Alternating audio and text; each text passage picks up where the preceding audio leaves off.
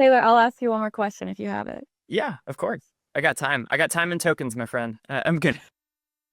If you were a model, what model would you be and why? Ooh, that is such a good question. Okay, I would say in my gut I want to go with Fable 5 because like the creativity, the puns, like I Okay. resonate most with that, but also I don't want to get called out for like, oh, you just picked the latest model. But it really is a tough split for me too because I do like even using the models from OpenAI and Sol, Luna, Terra, like fun names too, right?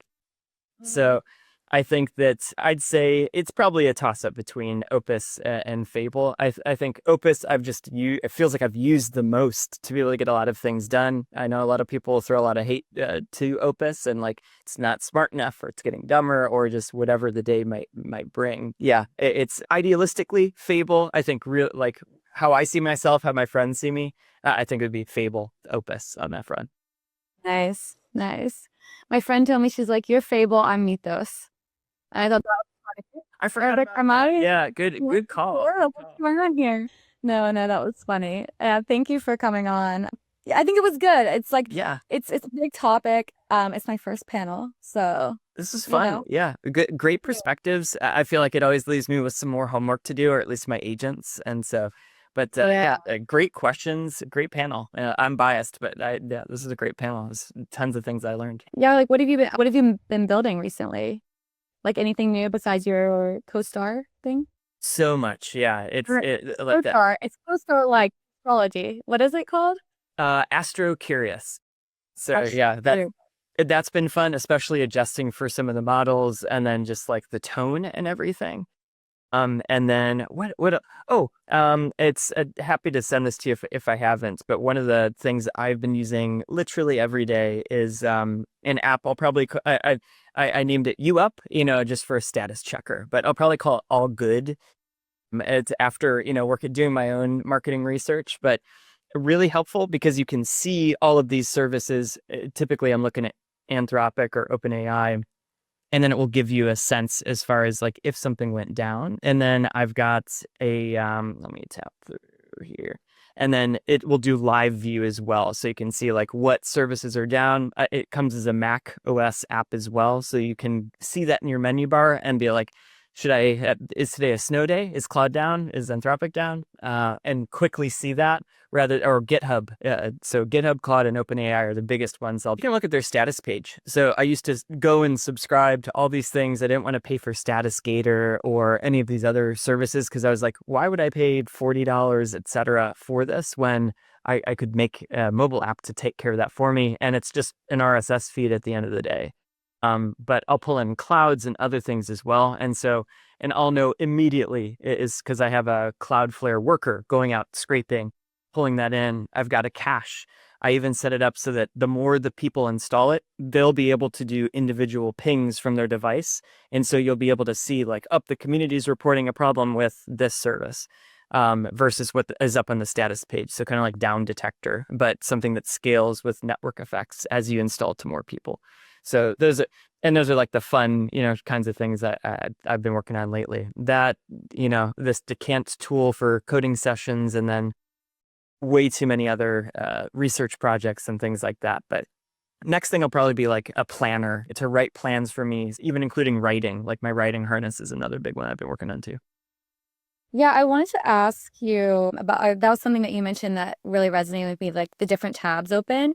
Sometimes it can be hard to manage productivity because I'm like going in all these different directions and I have to remember to stay on this one thing. Like I remember one time my goal of that day was to finish like this project that it was deploying to Kubernetes. It was like AWS. I had things running in the on the Kubernetes cluster, and there was a lot of setup it was doing. So it was a lot of debugging sometimes. So it would say, let's say like 3 minutes every time I need to keep coming back. It wasn't resolving. There were different things happening. So every couple of minutes I would go to another tab, but then I forget because now I'm doing that work, right?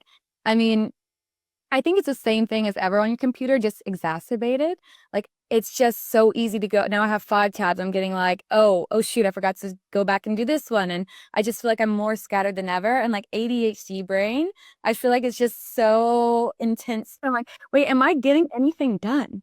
Like, am I actually getting anything done? And Sometimes. I feel like, going back to, like, I'm not sure if you read like the Phoenix Project or like, I love that book when they talk about like technical processes and stuff. It's like a techno thriller book, I guess, but it's like, that was for me in my career, that really changed how I thought about things. That book, and then Working Backwards from Amazon, I think were one of the more formative books that I've read.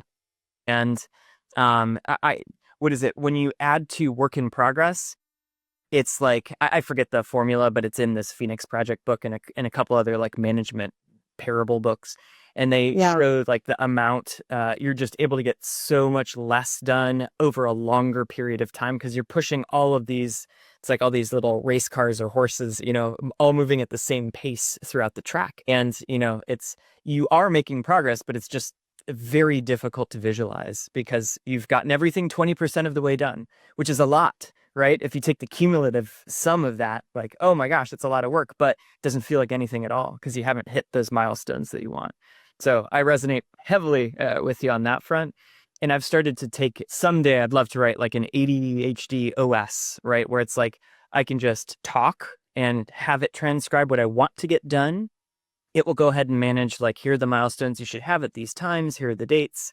Just go figure all that stuff out for me, add things to my calendar for me, and help me stay on track with what I need. It's the perfect digital assistant is what I'd really like to see. But I'm making somewhat meaningful progress on that, but I just need it so I can get it done, right? Yeah. It's where I am there. But No, someday, I really like all these tools should help with that, but haven't gotten there yet. yeah, there's just so much I want to do. And as I think of something, you're right, I just like tell it, maybe open another tab real quick and I'll come back to that. Or I write it on my to do and then my to do list. The more I do, the more I have to do. And again, this is like not a new problem. I just think the nature of how we interact with AI and our agents on our computer just make it a lot bigger. It's a lot easier to do this. So we have to be very aware. And it's almost a bit addictive. Like you said, there's always a next prompt. You need to step away at some point. You also need to resist opening a new tab sometimes. It's so hard, right? And there is no at least I'm not sure if it feels the same for you, but for me it's like if I feel better once I've gotten it out of my head, but there is no real way to go pick this up tomorrow, right? Even if Claude's telling me like you should go to sleep now. There's no meaningful stopping point and it just doesn't feel the same even if I'm asking it to log these things to Linear or other like task management tools. But Yeah. I would like that. I would like some kind of like agentic task queue. I know there's like Momentum and a couple other apps out there, but again, it just hasn't worked with the way in which I do work. The UX just isn't there, at least from my experience. Maybe I'm holding it wrong, but it just doesn't work for me. No, yeah, same. And like, I don't know if you have this problem, but when I'm in a chat and I have like 10 questions about what it output, I'll kind of write it down so that I don't forget. I'll text it in and sometimes I'll send it and I'll be going up, rereading all of it. And the output's just so much that I get overwhelmed. And then I think, oh my gosh, I want to ask all these questions, but I need it to be somehow centralized. But now I need to read all of this context. And it's a bit overwhelming. Even like I've the way in which I think is just it feels scattered, but also I feel like I'll see and visualize and like what it looks like in my head is a wild place, compared when trying to chat with other people about this. And so I'll visualize a lot in my mind's eye and like take a look at things expanding. When you talk or people talk with me, I'll see the words in my mind's eye. So it's just it can be very disorienting in certain contexts for me Yeah. when I think about just to add to all this other wildness that's going on right in the ecosystem. And so when it comes to getting this work done too, that's the thing that I'm trying to figure out how to convey or again, get it out of my head and put it elsewhere is all of these are brand new threads when we're spinning up these agents, right? And then as it snowballs, it's the surface area that you want to cover and expand also increases every single time you're pushing each of those agents along. And agents, unless asked, aren't good at tying things back together. They'll expand out forever. It's like an untended garden that grows forever. Whereas there's no weeding, that's where the adversarial review can help and some of these other things. But try like all the time as we write code for these MVPs and other things, the AI just patches and adds on new stuff. It's not thinking about like, do I need a 20-room house? No, 4 is all we need. You need to refine and keep those up to date. So I haven't found the magical skill or prompt or anything on that front, but I've noticed that is that the more solely AI code that I write, it just fractures and expands rather than stays cohesive and whole, unless I put a lot of time and effort into it too. I want to Yeah, take that and figure out some kind of way to like, brain dump effectively and keep track of everything. But it's fun when you make the progress, right? The dopamine hit is real. And so it's just so hard to yeah. stop sometimes.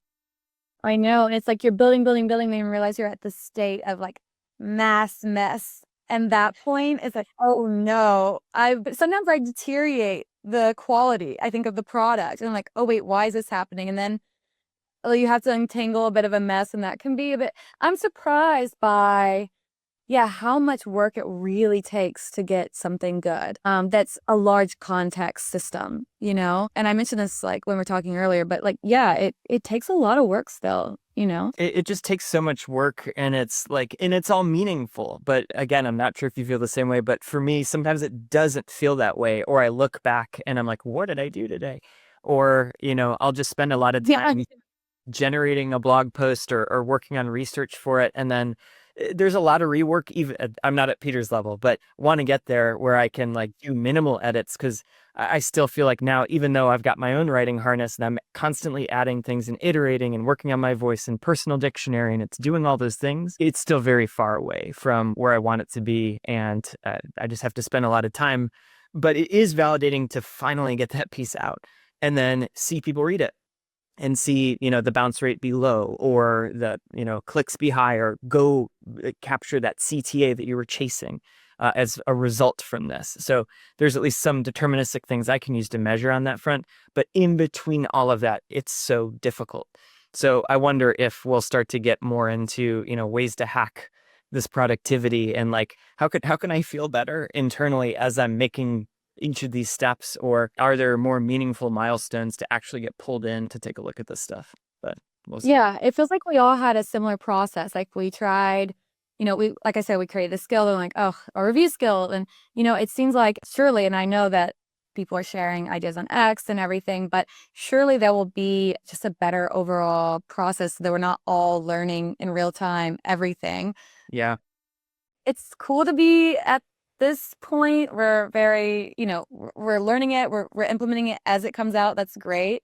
But yeah, it's like a lot of toil on the average user, I think, as well. And to your point, I do a weekly review every week. I have it basically, I have a skill that, runs it on a time every Thursday. And I spent 2 hours yesterday editing it. And I did learn from this session, but this was probably the third time. And every time I spent a lot of time on it. So I'm in the middle of that phase and I'm hoping that it will reach that point where like I'm in the hump now and hopefully it'll get better and I'm like, yay, it's doing exactly what I want.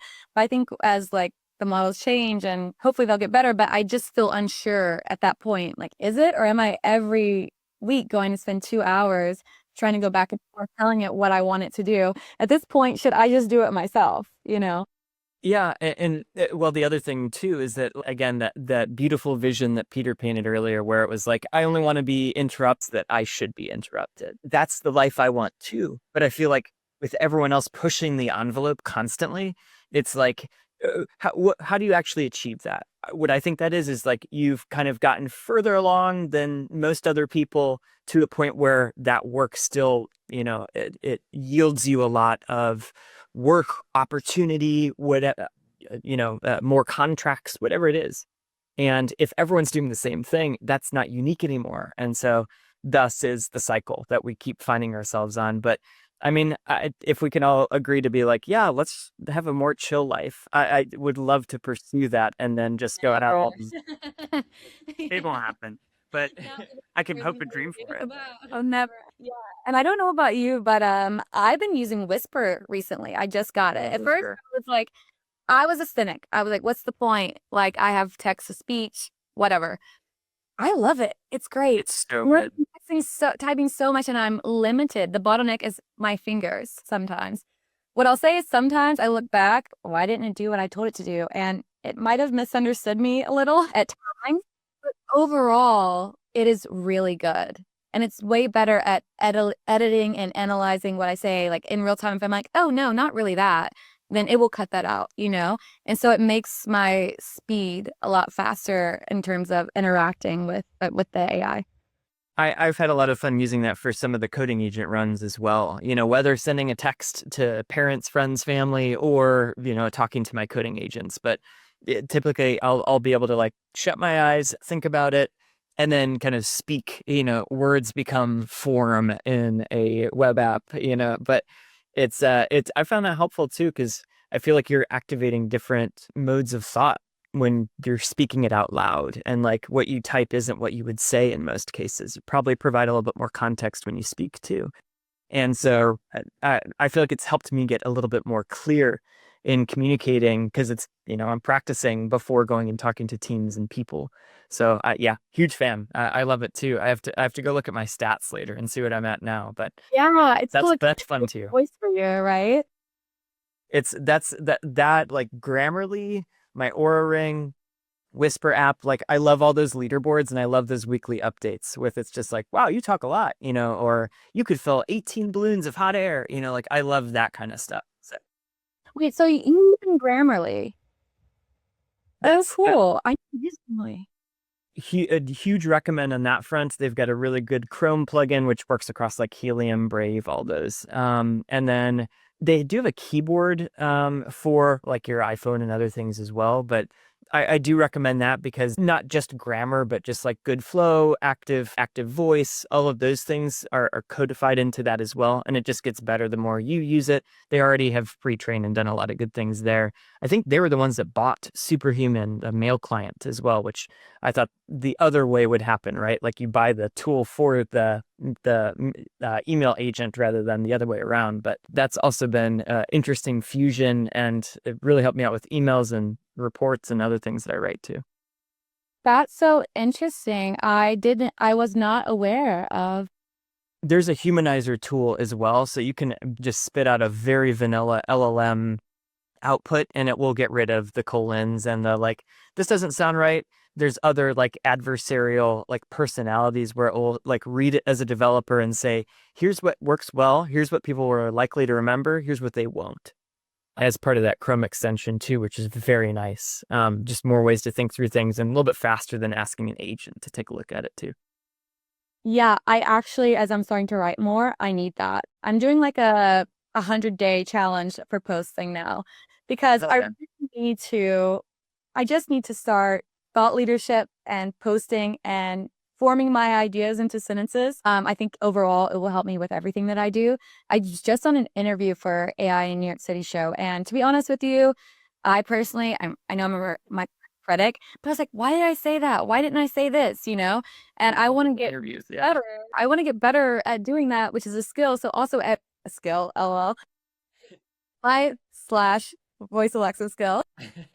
But every morning I have like a morning briefing, which is part of my work log system. And it asks me 3 questions and I, use the Whisper app. I talk into it, it rates me, and then I retry it again. And that's something I've been doing along with every day. Then we think of a post based on all of my analysis or based on like the news. So I don't know about you, but for me, I've had difficulty keeping up with everything that's going on in AI. Like for the first time, I'm talking to clients and they can ask me about anything, right? And I should know it. And I will admit, like being on a platform team when I was, maybe I shied away from needing to know all of those things because it's just like run your model, don't care what it is. You figure that part out. And of course, I'm aware of, a lot of terminology, different models, different things, but the level at which I need to know all these terms, products, comparisons to ours, so what does NVIDIA have to offer? What are all these benchmarking tools? What are the differences in them? What are all these eval tools? Like I'm catching up, but it's a lot to remember or it's a lot to know. And just like this knowledge overboard from just being in the chat all day and having to keep up. I mean, it's such a fast pace. Like I don't know how you're keeping up with everything other than being in it every day. I think that's the thing. I get to like cheat a little bit because I hear like colleagues talk about things. Devin, my CEO, is like he's just very much on top of it, and I really respect that and appreciate that. But I'm writing like a lot of automations and things to pull this type of news for me. I'll send you a text of this one tool that might really help with some of your like customers and other things. But that I just started using Dana. The same company makes something called Dex, which is like a good contact manager with like an MCP and everything too. But Dana's incredible because it will create briefs before you jump into calls and things, and it will keep track of like what was your last touch point with that person. Did they, they're gonna add in like granola and these other things too, but you get all of that context for the meetings and the people that you interact with if you get Dex as well, which like, kudos to them. They're making tons of money. But Dana's pretty cheap. I think it's like $20 a month. Easy enough to expense if push comes to shove. But that's really helpful. And I can walk into just about every meeting and tune what I want those briefs to look like bring up tools, bring up patterns. The stock one's kind of lame. It's like pretend you're an FBI agent and you should know everything about this person. I'm like, that's cute, but I want more than that. So I need to customize that a little bit more. But it's really helpful. And then it will let me know how I knew people, and it's when it's dizzying like this, that's really helpful. For news though, that's automated like briefs are what helps me, and I just dump it into Slack every morning. Using it for these things is so like, especially for the analysis, things you missed. What are the similarities in all my meetings? What are the differences? How have I been speaking these meetings? What am I not conveying? Like these types of questions, these introspective ones, drawing maps of the people how you know them. These are all great things to have. I think then making that next step, utilizing it well and keeping up with it is the hard part. It is For us, just writing like, tools probably help too. is there anything really new that released, right? Like I want like there's the Honest Trailers channel on YouTube. Like I want that, but for AI, right? Is like, okay, you release Claude tag. So Claude's in Slack now. And Yeah. it's kind of good. Okay, that's like thank you. That's all I needed to know. Yeah. And then I can drill down and search for things if I want. But that's what I'll try to get by is like give me the summary or like I'll just try to ambiently listen into things. I haven't found any good podcasts or other things just yet. If and when I besides yours, that Yeah, I'm like, if they, Jesus, you're on it. if there's anything that comes up, I'll be sure to share. But like there's no good things like acquired or Bloomberg did this thing or like I haven't seen as many of those lately. But yeah, I'll definitely keep my ears and eyes open. No, I agree. There's a need for that. And among the many things I want to do, I really want to start creating more bite-sized content, learning stuff. I think there's a big opportunity for this. And what I've been trying to do and think about, in my job, I talked to you about this tool I was trying to create, right? It basically takes this questionnaire, tries to create a map from these different types of questions, like, do you have GPUs right now or don't you? All these different things about your setup. And then we actually have all these run books that we publish, right? Why not make them composable also from the things that are online about commands to run to make sure your GPU interconnect is up or they can run the test. All these commands that we are making for people and sending them constantly, we have now a good enough data set to where it can be more composable and that we can use those to just output a run book to say, get you started on this. And maybe have some recommendations based on best use cases and well-lit paths that we know of and have documented in all these different places that we can give you an output. But I think that having a good way to do that and like actually like visualizing it, creating that single easy path is like still the very hard part. Like the implementation, the product mindset is something like we talked about. A demo is great, but making it productionized and making the idea easy to use, something that people want to use from a vibe coded project is something that I'm really interested in. And with that, it's thinking about what is the best way to have people understand this very complex system in a simple way? Like, how can I visualize that? So I've been thinking about that a lot, a long-winded way of saying, like, in the tools I create and in the content I create, I think there's a big opportunity here, especially in AI, to convey ideas to people and make things simpler. And I've been thinking a lot about how to do that. It's so funny you say that because I've been having a similar thought where like our blog posts, great, but I feel you're probably a rare exception. I feel like I'm a rare exception. I still read. I got my Kindle right here, but not a lot of people do, and it makes me sad. But they'll just give it to their agents. They'll get a summary. And so what I'm starting to do, I'll release this probably next week or within the next 2 weeks at the latest, but walking through Dosu's MCP and CLI. And throughout this blog post, I break at least 3 different sections with interactive components where you hover over the MCP calls, the tool calls, and you could see how they're called and what goes into it and what the response is. You scroll down and you could see what does using Dosu look like, what does not using Dosu look like, and mouse over and see the comparison side by side. Kind of like New York Times and how they do like beautiful visualizations. Like I'm aspiring to get there.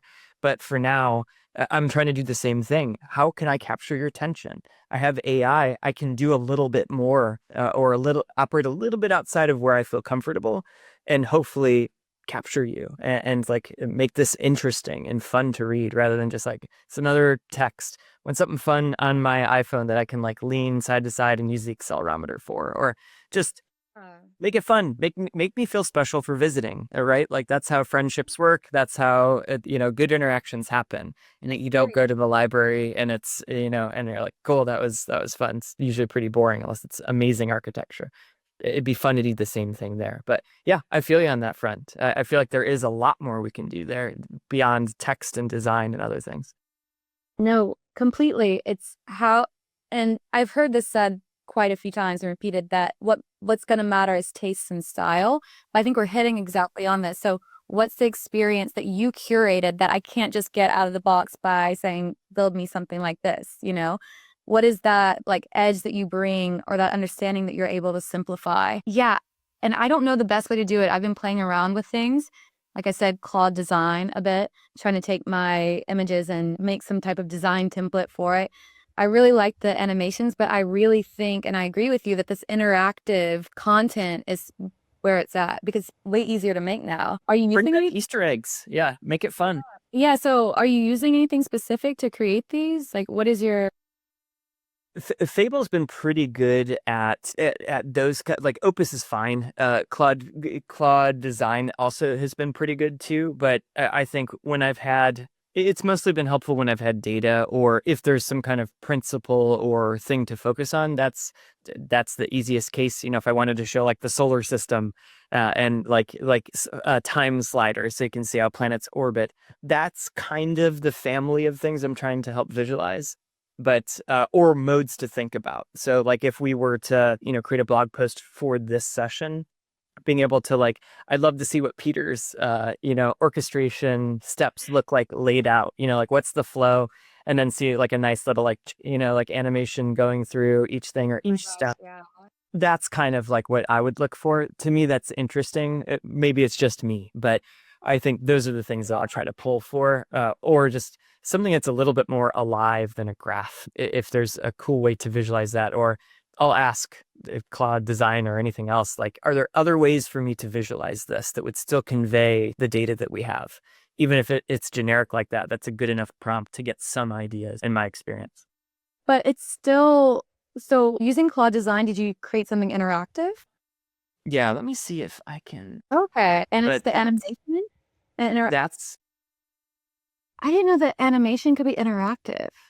there's that, and then like even asking just for like an HTML page can result in some wild things too. But I have seen an amazing like learning guide that was an HTML page, well formatted. That's interactive as well, to your point. But I don't know if you've had this issue, but for me, Cloud Design is so cool to get started. It doesn't take instructions that well to fix. no, it really doesn't. I have It to, I spend a lot of tokens telling it to fix the same thing sometimes. Like I I don't know if the trick is to go one by one or what. I don't know. I feel like once they get that whole flow of from Cloud Code to design back again, like that, once they figure that out, then I'm hoping it's going to be a little bit better. But I've had the same thing where I've been spamming. But so like this isn't a good example like of deep interactivity, but like on the HTML front, like at Dosu, we're talking about internally about like using Google's open knowledge format, OKF, and the documents we create. So I was like, okay, Fable, go generate me some ideas and thoughts about how we can stitch this stuff together. So again, this is like cool. Now this is a little bit more interactive. I can actually see, the flow of how we can actually implement this.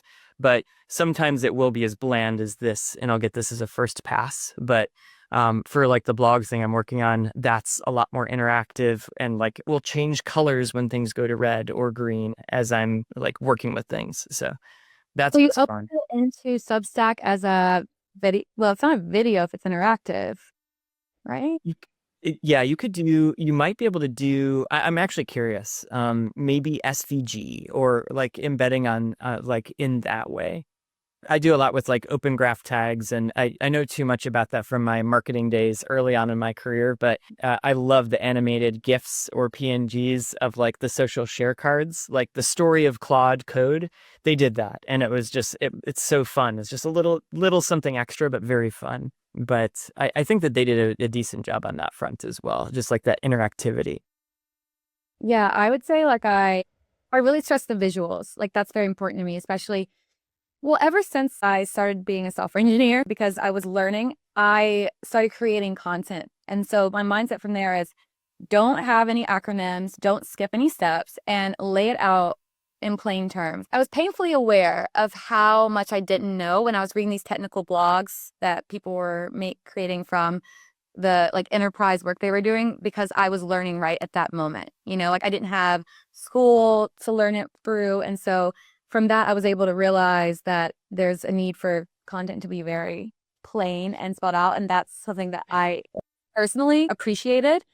And it goes into like visuals as well. And I'm thinking like, how can I best visualize this? Like, how do I create a learning? If someone wants to learn about LMD at the project, I mean, it's inference at scale. It's a scheduler, it's an endpoint picker. But how do I give someone like sales a learning experience that is also something they can maybe like a journey, but also something they can take away from and reference? You know, it's like what I don't know what if you have thoughts on that, but I'm just thinking, Yeah. It's that, and to your point, I feel like that's so difficult to do. That's the goal with this blog post. I'd load it up, but I'm on a iMac M1, so it's yeah. Good luck with video and anything else, but laptop's much faster. But that's the goal with what I'm trying to do is that our sales team they've been around Dosu, they know what's going on, they understand the product at a very high level. But then they'll be in conversations and calls where they're going to be asked about MCP and this CLI and this integration and do you use a vector database and all of those things, and they don't readily typically have an answer. And so my goal with this blog post is help the team learn what are some of the transitive learnings, like using metaphors. Think of it like this, or if a team is only one of the reasons for writing that decant tool is that say people only see that they're like 2% context related runs, they're like very code gen heavy, no context wildly. They're just not going to help out with that. That's like, and the sales team will look at those numbers. It was kind of confused. And I said, think of it like this. If context shows 2%, that means that you could just clean 2% of the table. How compelling is that? That's boring, right? If you see 80%, that means we could really help you out and take care of a lot of cleaning that table as the metaphor. And so I'll try to use metaphors or comparisons so that it's transitive knowledge and it's not just for that current frame. It's something that can jump across those contexts too. But I feel you on that front is because I want to empower my team members and these others, especially at a startup, and cut out the time it takes for like, okay, let's go back in time and replay everything I learned since I came to this company, right? You don't want to do that. You want to give the golden nuggets of what is worth learning on that front. So yeah, pictures work really well, comparisons, metaphors. I agree. Pictures, I think, have been the biggest one that I've seen thus far. I'm not the best artist, but beyond stick Yeah. figures, but Like Erica is the artist. I stick to stick figures, but she's the one that can make us some real pictures for sure. I do think though, like you're hitting on a point that I've always thought is important is that we as engineers need to have a more product mindset. And that's what will be useful for us in the future is how do I personally create these tools and make it usable in a way that's designed well, that has a high impact to reduce this toil that I'm seeing within my company. Like, I think if you want to be a high impact engineer, this is definitely where it is now. You can create these tools so easily, help salespeople enable them, and help people have more confidence in your product. And so, yeah, it's just how to get that out. And, like I said, and we've been saying, vibe code to a product that's usable and in production. Yeah. And then how do you like again, are you done or do you have some kind of ingest process for feedback and will this continue or uh, Kelsey Hightower said another thing that I really liked. I think it was on a GitHub podcast about like 2 years ago. And he said that when he started opening sourcing projects, before all of the AI madness, it was he would write a very clear call out in his README and say like, "Hey, I'm making this for me." That's it. Set the expectation, right? Hey, I'm just making this for me. You can open a pull request or not. You can fork this, but I'm only going to tackle the things that are interesting to me. That's the purpose of this project. And so very clear and setting that contract up front. And I think, had been asked to code in things for like, but he's just like, no, either he'll take it and it'll be interesting, or it's like, yep, not the vision of this project and just pass. So that's the other thing too, other than being beholden to the people asking for you to do free work in many cases. Yeah, and goes back to having style and taste is knowing what not to put in your product. Like no Yeah. beauty brand or clothing brand has everything. They choose a style and that's what makes it distinct. That's what makes it, in a sense, valuable as You well. can't take every conference t-shirt home. Yeah, it just doesn't happen. Except I do have this one. It says get SH asterisk T done. I have to say there's any cussing, so I don't want to, but I'm okay. How about this? I'm going to show you actually some, just like, I'll show you some of the things that I've kind of been thinking of. Okay, so this is like, I mean, at Red Hat, we build an open source, so it's like fine, right? I have this open for people to use, and this is still a work in progress, to your point about saying what it is. But what I noticed from my first call, again, vibe coded, not production yet, is that it seemed like there are two camps of people. One that is overwhelmed by everything they need and is like, oh my God, I don't even know. I need ABC, FPP, KVD, like, you know what I mean? Like you're having everyone throw these things at them and like, leaving like, okay. And the other is probably someone who underestimates everything they need to get a full platform running. So I tried to get all the data from, Red Hat about what we offer or what we plug in with, and at each layer, what you would need. Of course, there's ways I still feel visually cluttered with this, and this is very telltale, like Claude design. And I'll show you the other one I made, and you can see how I use the Claude design system way better, but I also created like decision guides, like what should I use? And by the way, just in case I put this out there, this is like not a Red Hat official product, so don't look at it and think all this is right. What the trade-offs, super colorful, rainbow, love it. And you can add it to your stack and then you have something that you output. So I just thought this is how I started playing around, right? Like, how can I build and then give you, like export a stack or, have an acronym guide. These are the things as I was learning. I always think like coming from when you're a beginner at something, great time to make content or say ideas, because it's probably what everyone in the room maybe has been thinking for a while, or no one like has just thought of building it, but like it's a perspective that maybe your customers have as well. So I was just trying to kind of codify some of this or yeah, like understand it. So that was the first thing. And I just kind of, if I were to redo it, what would I do differently? Make it a little bit more minimal, you know? I think that's something a lot of people run into at first. It's like it has everything. And the boxes, they love boxes. It loves boxes and it never loves like three, right? It always is like four and then off center. You're like, ah, my God. Wait, I wish you could see how many times in my prompts I'm like, why is this not like why is it that oh. Like even it was numbering something, it was like 1, 2, 3, 4. Yeah, I really don't like that. It's just like I'll have it shell out and go to like I use exa.ai is like one of the context layers to help me out with like research and a few other things. And that's like so many times I'm like, go read up on best design principles and practices. You clearly missed it. Go figure it out. Get your life together, man. You know, No, this is what Whisper has enabled. I'm like, what the heck are you doing? I mean, that's probably about as rude as I get to it because for some reason I do feel like I don't know, I feel like if you talk bad to things who can't defend themselves, like it's like an animal kind of, I It's feel kind of bad. it's been shown it creates worse outputs, right? It's because you're rushing it. If they've trained on that. The nicer you are to your AI, the better outputs you get. That's been proven. So Really, it has? yep, yep. If you ask like, hey, take a deep breath and let's get started, so like if you talk like that, it actually does output a lot better, so the research shows, which is really fascinating. But anecdotally, it's worked for me, rather than like, you're stupid, shut up, this is dumb, what the F is this? Like that doesn't. Wait, that is so, I didn't know that, but it completely makes sense because I'll tell you this one story one time when it started doing something wrong and I was just like, stop, stop, no, no, no, stop.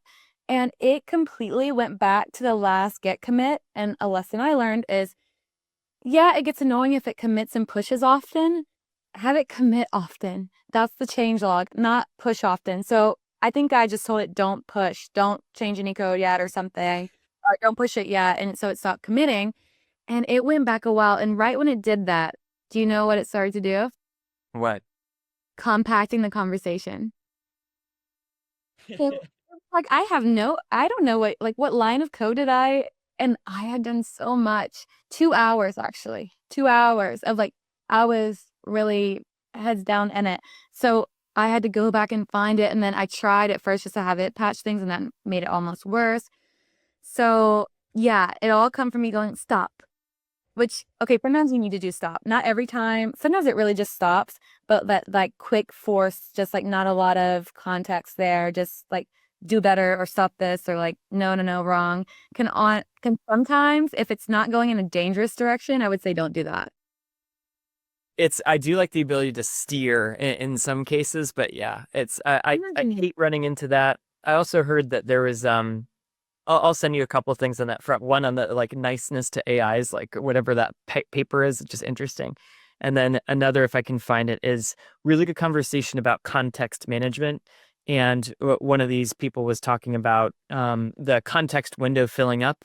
Once it gets past about 60% utilized, the agent or the model, the agent starts to become dumb and doesn't I generate high outputs. And so the small bounded tasks or spinning up a swarm of agents can be useful because it's not filling the buffer up quite a bit. So, but I'm guilty. There's so many compacted conversations I've been through where it's just like, I not only does it take forever, but also it's just, yeah, I'm like, I'm probably getting crap right now, But yeah, no, when you start to compact, it's just like, darn, like, and then for some reason, I feel like it starts to happen more often sometimes. I'm like, yeah. what's going on? Alexa, this is great. Like, would love to compact, bi-weekly, monthly, just like catch up with things that are going on. But thank you for this podcast. This is so fun.